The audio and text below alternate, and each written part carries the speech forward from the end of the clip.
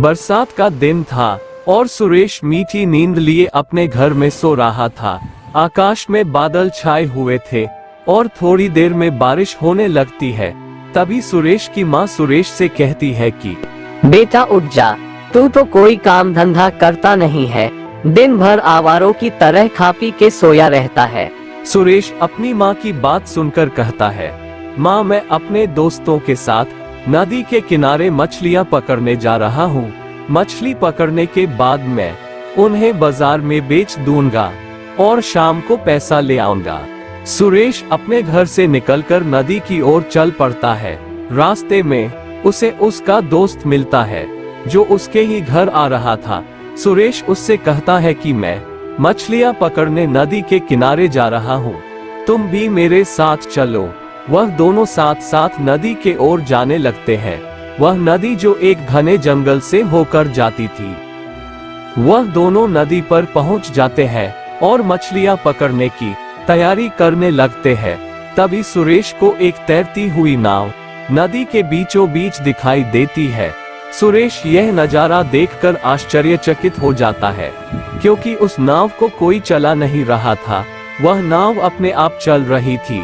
जब सुरेश ने यह बात अपने दोस्त को बताई तो उसके रोंगटे खड़े हो गए, क्योंकि वह इसके पीछे का राज जानता था।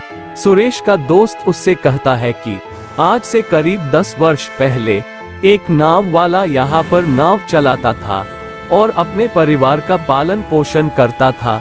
एक दिन की बात है, वह नाव वाला रोज की तरह नाव चला रहा था।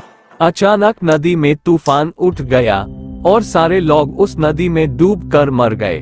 तूफान इतना ज्यादा था कि नाव चलाने वाला भी अपनी जान नहीं बचा सका। सुरेश ने जब ये सुना तो मानो उसके नीचे से जमीन खिसक गया। सुरेश ने अपने दोस्त से कहा कि तुम्हें मुझे बात पहले बतानी चाहिए। देखो अब शाम ढलने वाली है और रात होने वाली है, हमें जल्दी से जल्दी यहाँ से चलना चाहिए, नहीं तो कुछ भी घटना घट सकता है। वह दोनों जल्दी जल्दी अपना सामान पैक करके घर की ओर निकलने लगे। घर पहुँचते पहुँचते उन दोनों को रात हो गई थी। जब वह दोनों घर पहुँचते हैं तब सुरेश की माँ सुरेश से पूछती है कि बेटा इतनी देर आने में क्यों लगा दी। सुरेश अपनी माँ को सारी बात बताता है। सुरेश की माँ ये सब सुनकर बहुत ज्यादा डर जाती है और सुरेश को तालाब के नजदीक जाने से मना कर दिया जाता है। रात को सुरेश को नींद नहीं आ रही थी। सुरेश सोया सोया उस नदी के खौफनाक मंजर को महसूस कर रहा था। आज तक सुरेश ये बात भूल नहीं पाया था। नदी का खौफनाक मंजर उससे एक बुरा सपने की तरह डरता